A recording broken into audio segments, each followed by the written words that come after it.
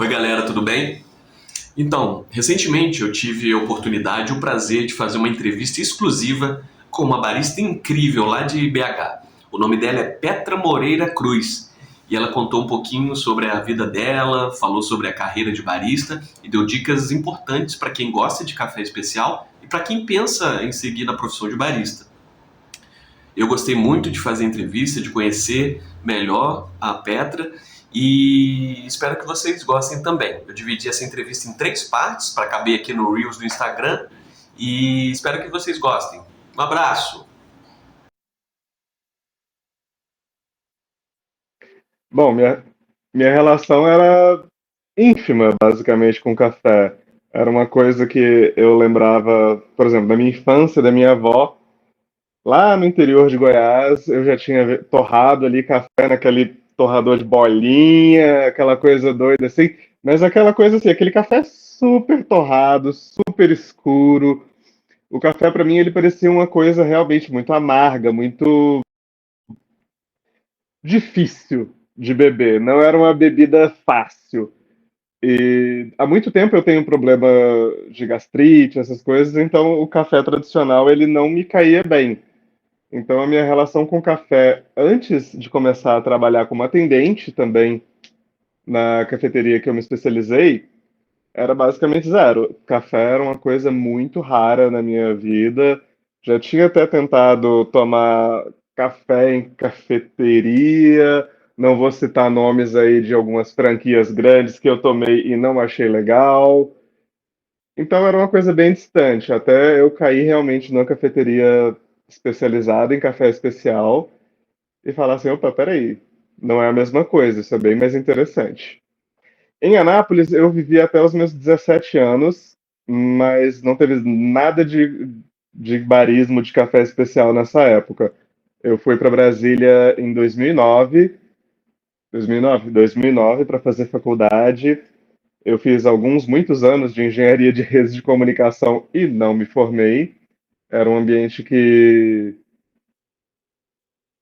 havia atritos emocionais ali que não me deixaram ir muito para frente, mas eu aproveitei muita coisa, inclusive na vivência com o café, com a profissão de barista e agora mais ainda sendo uma barista que está trabalhando com máquinas de café. Mas a minha conexão, o meu primeiro contato com o café especial foi em 2019, 10 anos depois de eu estar em Brasília já. Meu primeiro contato com o café especial foi na cafeteria Objeto Encontrado, lá em Brasília. Eu tinha acabado de trancar a faculdade, estava sem fazer nada, estava precisando de dinheiro, aquela clássica. Aí uma amiga, né? Aí uma amiga minha que já tinha trabalhado lá, inclusive uma amiga trans também. Vamos deixar bem claro que a Objeto Encontrado sempre foi um local que incentivou muito a empregabilidade de pessoas trans. Ela falou: Ah, tá com vaga, vai abrir uma vaga lá para atendente. O que que você acha de fazer uns freelas? Eu, pô, bora. E foi essa loucura. Eu cheguei, fiz o primeiro freela como atendente, abriu a vaga, que alguém que era do quadro fixo saiu. Houve uma votação interna entre os candidatos e eu me dei bem, ganhei a vaga. Então, lá o processo de contratação ele era muito democratizado. O Lucas, que na época era o dono, ele selecionava algumas pessoas, ele dava a ideia dele, mas ele sempre gostava de pegar a ideia de todo mundo e normalmente, porque ele não ficava o tempo todo na operação. Eu acho que uma das grandes questões de uma cafeteria funcionar bem redondo é uma boa integração entre todas as pessoas que estão ali na operação o tempo todo.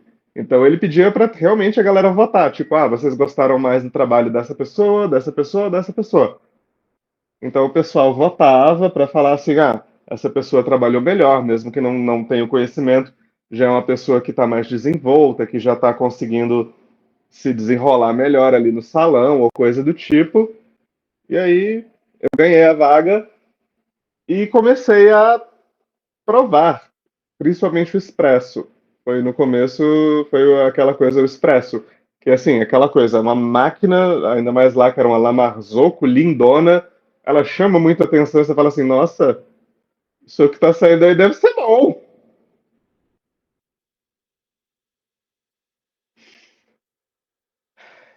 Vamos lá.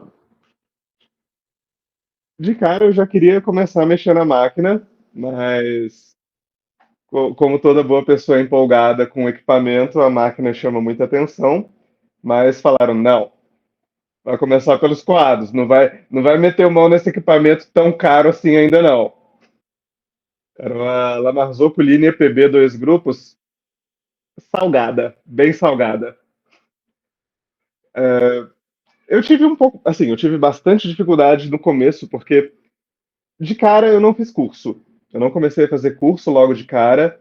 Eu comecei a aprender dentro da operação mesmo, ali com o Marcelo, inclusive Marcelo Ribeiro, atual campeão brasileiro de Aeropress, foi meu mentor. O Lucas também me ensinou bastante coisa. Mari Mesquita, segundo lugar semana passada no Coffee Good Spirits. Foram pessoas que tiveram muito da minha formação, estiveram ali bem no começo, dando aquelas dicas, prova isso, e assim, aquele bolo na minha cabeça, o que que é isso que essa galera tá falando? O que que é nota sensorial? Eu só tô sentindo um negócio muito doido aqui, vamos lá. Eu acho que a parte mais difícil foi realmente começar a entender como fatiar os sabores que eu estava sentindo, os aromas e tudo mais. E quando teve o curso da Maria Mion, lá na Objeto Encontrado, eu tive uma vaga e aí começou a desmistificar. Eu falei assim, opa, teve o sinto muito e o sinto muito mesmo, os dois de análise sensorial. E eu falei, opa, tô começando a querer entender o que que é acidez, o que que é doçura, o que que é amargor, o que que é corpo. Começou a aparecer essas coisas. Depois disso, começou a ficar bem mais fácil. A questão que você puxou muito da regulagem de munho, que é uma das coisas que eu mais amo fazer até hoje, não, assim, foi difícil por um aspecto, porque eu comecei a lidar com isso quando estourou a pandemia. Então,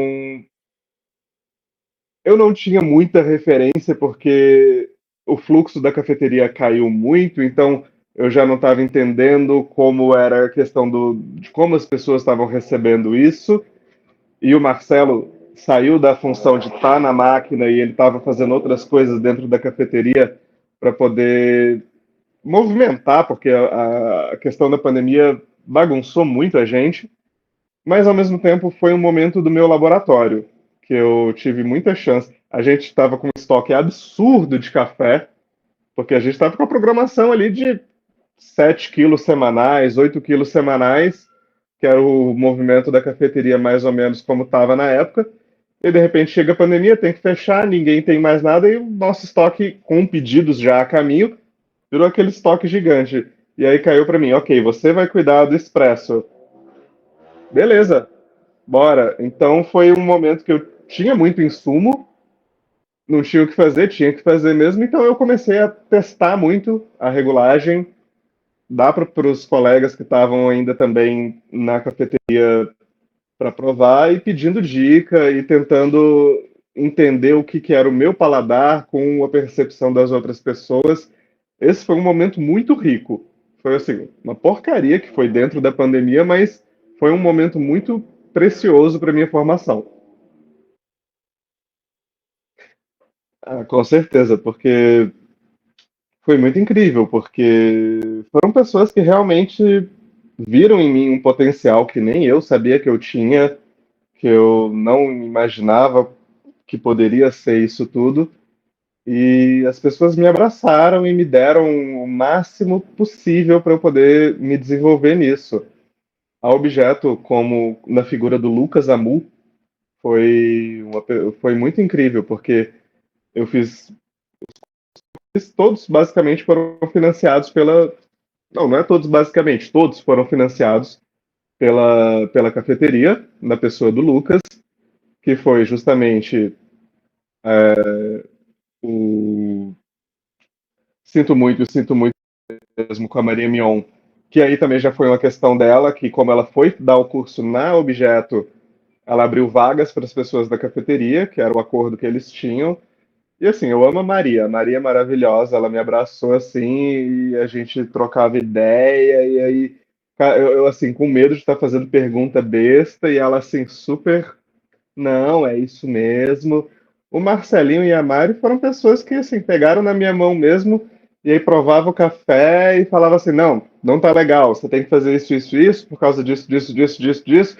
E eu, ok, não entendi muito bem não, mas vamos processar. E deixa eu ver quem mais. Nossa, outra pessoa que foi que eu sinto que aí já foge um pouco da época da objeto, o começo da minha formação, é a Kelly Stein. Você conhece a Kelly, né? A Kelly é maravilhosa, é sensacional. A Kelly foi uma pessoa que logo cedo notou assim, opa, peraí, essa pessoa tem potencial, deixa eu pôr meu dedinho aqui na carreira dela, que foi lá em 2022, no Café Fest Cerrado, lá em Goiânia, que o pessoal do IWCA me chamou para poder participar de uma mesa redonda sobre mulheres no café. E a Kelly ia mediar essa conversa, mas teve um problema, ela não mediou, porque ela ficou presa em São Paulo, aquela loucura.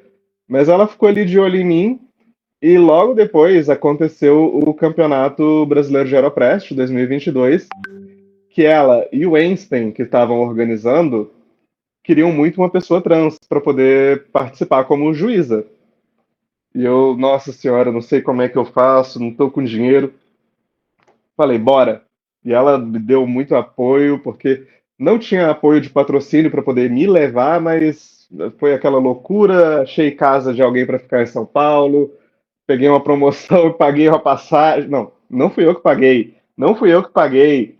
Foi a Objeto que pagou minha passagem. A Objeto pagou minha passagem, eu fui. E aí foi um dos grandes momentos que eu comecei a conhecer mais gente, toda essa dinâmica. Então, assim, eu agradeço muito esse primeiro olhar da Kelly de me puxar para o campeonato.